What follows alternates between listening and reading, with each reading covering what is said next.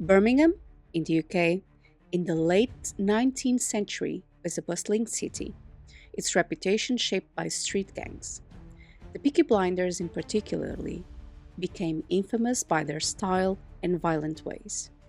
The Peaky Blinders weren't just made up characters, they were part of a bigger culture of crime and social struggle in the Victorian Birmingham. These gangs dove into all sorts of criminal activities, reflecting the tough realities of life in the industrial city. Hey there, story lovers. Welcome to the Storytelling Podcast, your cozy corner for captivating tales. I am your host, Alejandra, and today we are talking about the real Peaky Blinders, about my beautiful city, Birmingham, in the UK, and explore the real history of these gangs. And you'll get a clearer sense of the true stories that inspired the popular TV series. But before we start, I would like to ask you for your support and click on the follow and subscribe button if you're hearing this episode on YouTube or any other podcast platform. I would really appreciate that, and thank you for the lovely reviews you have been leaving on the podcast. It means the world to me. Now let's get started. The real Peaky Blinders used violence and street smarts to carve out their place in leaving a mark in the community that it's hard to ignore. Birmingham street gangs showed up in the late 19th century, shaped up by the city's rough socio-economic conditions. Industrial growth and urbanization fueled a rise in crime and violence. This grit environment led to the birth of several notorious gangs, especially in areas like Small Heath and Cheapside. During the Victoria era, Birmingham industrialized superfast. Factories popped up everywhere, drawing in workers by the thousands. Urbanization brought overcrowding and poverty. The working class was struggling with low pay and small housing. Many families squeezed into tiny, cramped tenements, and crime rates soared as people scrambled to survive in the harsh conditions. Some social organizations tried to help, but plenty of folks ended up joining gangs for protection or a sense of belonging. And young people, especially, saw gangs as a way to gain power and respect in their neighborhoods. By the 1880s, several gangs had formed in Birmingham and gaining notoriety for violent clashes. We have the Birmingham Boys or the Cheapside Sluggers. And these ones were the most infamous, fighting for local turf. Pubs, markets, and certain streets in places like Small Heath became hotspots. The arrival of railways made it easier for gangs to travel and spread their influence. And gangs became part of the local identity, attracting young men seeking excitement or status. Rivalries led to regular fights, fueling a cycle of violence that defined this era. Small Heath, with its crowded streets, quickly became a magnet for gang activity. Violence and street fights were common, and the Cheapside Sluggers earned a fierce reputation for loyalty and toughness. Most members came from familiar and similar backgrounds, united by the economic hardship. They stuck to a code of conduct and fierce loyalty to their neighborhood. They defended it. Territory disputes sparked ongoing rivalries with other gangs, and the industrial backdrop of Small Heath set the stage for many of these confrontations. All of this shaped the gang culture and cemented their presence in the Victorian Birmingham. Urbanization and tough living conditions created a world where street gangs could really take a root, and it's a wild chapter in the Birmingham history, which is big. Now, but what about the formation and the identity of the real Peaky Blinders? So, for example, the real Peaky Blinders stood out as a street gang in Birmingham during the late 19th century and early 20th century. Their unique style, strong leadership, and territorial grip set them apart. Their identity came from their fashion sense, notorious members, and the tough environment they call home. Now, the name Peaky Blinders came from actually their fashion choices. Some folks say that they sewed razor blades in the peaks of the flat caps, turning them into weapons. So they would throw the caps, the cap would rotate like a frisbee, imagine a frisbee, but there we go, we have razor blades. So it's a very strange frisbee. Others think that the name refers to the blinders, like the eye shields of racehorses, which added to their sharp styles. They were very mysterious in that fashion sense. And but the reality is that the exact origin is murky. So we'll just add it to the legend of it. Now the caps is real, by the way. Well, nowadays we just go outside with our Stanley Cup. They simply just pick up a cap with razor blades. Simple. But the Peaky Blinders made their statement with their distinctive clothing. Everybody knew that. Flat caps worn at a sharp angle, and then the silk scarves that gave them a certain flair. So they were fashion boys. They also used the bell bottom trousers to complete the look, which is strange for the 19th century. And this made them easy to spot. Their fashion wasn't just for show, it was a way of projecting authority and style. Members took real pride in their appearance, which helped them cement their reputation as the Birmingham's dominant gang. So, we have the dominant gang and their fashion. The strong leadership drove Peaky Blinders to success. Thomas Gilbert led with ambition and sharp instincts. Other big names we can include is Kevin Mooney, Harry Fowles, Baby-faced Harry, and Thomas Mucklow, which all play key roles in gang's criminal ventures. Each leader shaped the gang's direction and helped them to keep control over their turf. Peaky Blinders claimed parts of Birmingham as their own, mainly operating around Small Heath. They used violence and intimidation to keep rivals at bay. They also leaned on local businesses, running protection rackets, and flexing their influence. They were competing with rival gangs. They used strategy and alliances to grow their territory. Their power in Birmingham, in the criminal world, was hard to challenge. The Victorian Birmingham saw several gangs battling for control.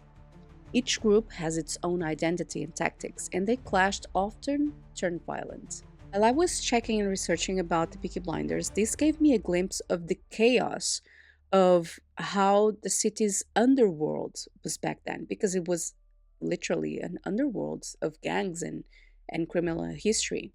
For example, the Birmingham Boys rose up in the late 19th century, and it was known for their tight knit structure of loyalty. They were mostly made up of Irish immigrants, and they used their close community ties to build up power in certain neighborhoods. There is Digbeth, for example. Digbeth is part of the Irish quarter. Normally, it's just the Digbeth that we know today, and I lived there. So, rival gangs went after them for territory because it's close to the city center, and this sparked fierce disputes because they were in the city center basically. But by the 1900s, their influence peaked, and some members even moved into legitimate businesses to clean the money, which helped them dodge police attention. Another gang was the Sabini gang, and the Sabini gang worked mostly in London but kept connections in Birmingham. Led by the infamous Sabini, they run the betting industry and clash with the Birmingham boys. Violence was their calling card. They intimidated local businesses to keep control, and their fights with other gangs often played out in public spots. They couldn't care less. With money and connections, they bribed officials, making it tough for police to get involved. The Sabini gang helped shape organized crime in Britain, for better or worse. The Sluggers became a major force in Birmingham. They were known by their brutal tactics and love of boxing. They started out as street fights and bare knuckle boxing, building a reputation for toughness. Over time, they branched out into more complex crimes. Their name, Sluggers, come from the hard-hitting fighting style. Fought other gangs for control of the boxing rings. These battles fueled their rise and eventual decline over the years. By adapting their methods, the Sluggers managed to survive changing times, and their ability to shift focus kept them relevant, and even as the gang scene in Birmingham kept evolving, they were known by their toughness. While the majority of Hollywood movies and even books, novels share about a cute side of the Victorian life, actually wasn't nothing like that. Victorian Birminghams, for example, they had street gangs and they were knee deep into crime. They ran protection rackets, gambling dens, and used violence to make their mark. It was hard back then, and rackets were everywhere. So gangs demanded payment for businesses, promising protection for violence and thefts, and if you didn't pay, you risk assaults or property damage. This kept people living in fear. Gambling rings also thrived. Illegal dice, card games, they sucked people in, often leaving them in real debt. These gangs ran these operations, using threats to keep in order. Cheating was rampant, with gang members making sure profits always stayed in their pockets. But it wasn't just about gambling or protection rackets. Pickpocketing was another thing, and robbery. So, pickpocketing was a go to crime for many gang members. The busy streets made them easy to steal from suspected victims. Smuggling was another big earner. Gangs moved illegal goods, everything from booze to stolen property, dodging taxes and the law. And robbery and hijacking often happened, usually turning violent. Gangs didn't hesitate to use force and sometimes even murder to protect their interests. Life in Birmingham could get dangerous very fast. And as always, I like to bring some key figures and accidents that actually really happened. In the world of Victorian Birmingham gangs, it had its share of larger than life personalities and dramatic incidents that are still talked about. And for example, we're going to talk about Billy Kimber and his legacy. Billy Kimber led the Birmingham Boys in the early 1900s. He was sharp, strategic, and kept a tight grip on his turf. His gang dominated the racecourses business, offering protections to tracks and bookmakers. Kimber built connections with other gangs, networking, and spread his influence across Birmingham. He became a notorious local celebrity, and some say that he inspired parts of the Peaky Blinders series. Another person that we have to talk about is David Taylor. And David Taylor was another key figure in the Birmingham's gang scene. News reports often link him to violent incidents and turf wars. The Birmingham Mail, still today, covered these stories, shaping how the public figures saw the gangs. Taylor's actions and connections kept him in the headline, and his notoriety drew attention to the city's social problems. Another person was George Snipes. George Snipes' murder in 1923 became a milestone in Birmingham's gang history. It was linked to rival gangs, and his death highlighted the brutal world of gang warfare. He died after a clash with rivals, and witnesses quickly shared details with local media. The murder made people painfully aware of the dangers of gang life. Sometimes you just need to open your eyes. And Snipes' death was a tragedy, but it also exposed the violent conflicts that haunted the city. The story still stands out in Birmingham's criminal history, and you have many books about this. But what about the police in the middle of this? Was just Birmingham or the whole London Birmingham gangs just ruling everything? Not at all. So, the Midlands Police, and just creating here a side note, Birmingham in the UK, they belong to the West Midlands or the Midlands County. So the Midlands Police work hard to manage gang activity in the Victorian Birmingham. Of course, they weren't the active. They tried different strategies to fight crime and keep it order. Looking at how they operate us, they help us to understand the ongoing push and pull between law enforcement and the gangs of that era, because not all of the police were, clean, but there was a huge part that were, and they were trying to work on their area as a police and keep everything safe for the inhabitants. Midlands Police kept detailed records about gang activities in Birmingham. You can see these records actually. These documents shed light on the policing strategies they used in the late 19th and early 20th centuries. Officers leaned upon a lot of informants, still do today, and community reports to spot gang members and track what they were up to. Regular patrols in known gang areas became a routine, and police kept a close eye on prominent leaders. The leaders were known for the police. They also sent undercover officers back then to infiltrate gangs and dig up informations. That kind of proactivity approach felt especially important during especially the First World War, when crime rates spiked up so high that many left for the front. They preferred to go to a war than to stay in a city with so high crime rates. Can you imagine that? Police tried to keep gangs from taking advantage of vulnerable people, with a particular focus on stopping youth recruitment into crime.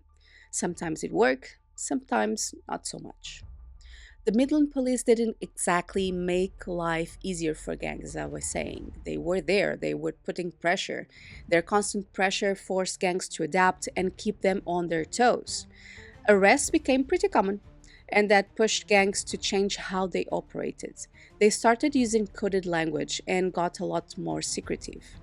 Some gangs even formed alliances to protect each other, which made things trickier for the police. And it was a bit of a cat and mouse game, really.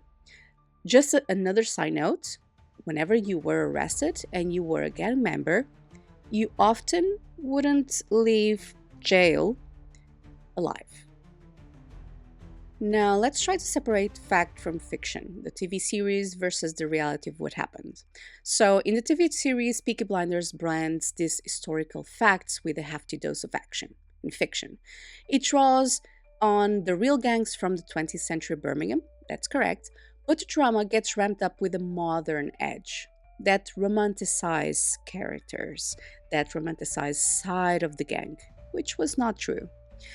Key characters and events, they blur the line between what's real and what's made up. And sometimes it's hard to tell where the history ends and the script takes over. Uh, for example, the Peaky Blinders gang actually existed in Birmingham. And they had the reputation of the sharp flat caps and the violent antics. We spoke about this before. But the persistent myth about them having sewing razor blades into their caps, honestly, that's probably not real because we don't have proof of that. Still, it makes a good history, right? The real gangs dabbed in robbery and extortion, but their lives were far grittier than the show suggests. The series adds a lot of drama with characteristic leaders and tangled plots for never quite matched reality. Tommy Shelby, played by Cillian Murphy, sits at the center of Peaky Blinders. His character borrows traits from several gang leaders, so he wasn't real, and he was a mix of all the gang leaders that actually existed. Sorry to break your mirror, but Tommy Shelby didn't exist. Even though they made him with an emotional depth and complexity, and Killian is actually a super good actor. Killian actually gives Tommy a modern vibe that probably wouldn't fly back then. The whole rise from working class roots to a wealthy businessman didn't work. Mostly fiction, and for the sake of entertainment. But most real gang members never saw that kind of success or legitimacy. Still, it's not hard to get swept up the story. I love the Peaky Blinders TV show as well and the books.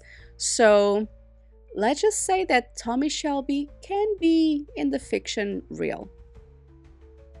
But the show often takes liberties with history and blending them made up plot lines with things that actually happened. For example, you see political figures like Winston Churchill chatting with the gang. Did that really happen? No, it didn't. Those meetings were rare and honestly a bit overblown for the drama. Can you see Winston Churchill talking to a gang member? No, he wouldn't. Of course, the conflicts with rival gangs and police and whoever gets in the way, yes, that reflected some of the real events back then. And it's actually the part that actually spiced up the TV show. It was a real thing, so it spiced up. Can you imagine? The way it shows the economic struggles and the post war vibe in Birmingham feels pretty spot on. It's spot on, though. Even the details are fictional, the atmosphere in Birmingham itself actually hits close to home. It was real. And this was today's episode. I hope you liked it. And speaking about Birmingham is always a pleasure. And I had to include Peaky Blinders' history and the real story versus the fiction's ones because it's a romanticized version on the TV show. And it's exactly that, a romantic, twisted version. And I'm sorry to break your mirror with Tommy Shelby that he was a mix of all the leaders of the gangs. To me, Tommy Shelby is more close to the leader of the Birmingham Boys, actually. But um, Peaky Blinders actually existed. As always, I have read all your DMs that you guys have sent, and it's always nice to hear from you guys. And I promise that I have other episodes ready for you here weekly at the Storytelling Podcast. Thank you for listening, and please remember that if you would like to send your stories or special topics to be shared in the next episode, please send it to the Storytelling Podcast 8080 at gmail.com or follow me on social media as Ale Life Official. I'm going to leave all the links below. And before you go, if you haven't done it already, I would love for you to click and follow or the subscribe button wherever you hear this podcast or see this podcast because it's available as a visual episode on YouTube. And see you on the next episode.